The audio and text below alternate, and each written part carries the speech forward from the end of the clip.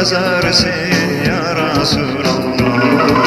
Sen bir güneşsin ya Resulallah, kainatı gezersin ya Habibullah.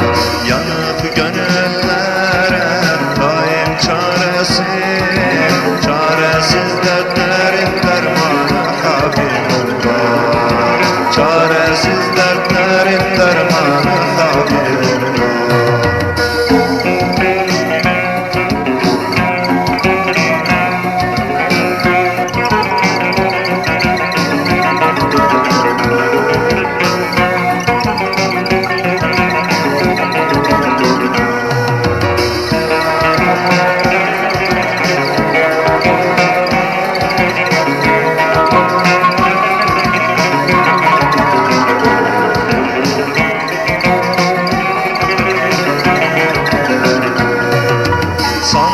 Gül mü desem gülden güzelsin, sana bal mı desem baldan tatlısın.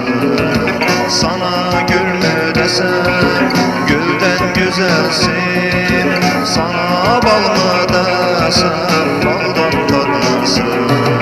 Sana sultan desem zaten sultansın, çaresiz dertlerin dermanı Habibullah, çaresiz dertlerin dermanı Resulullah.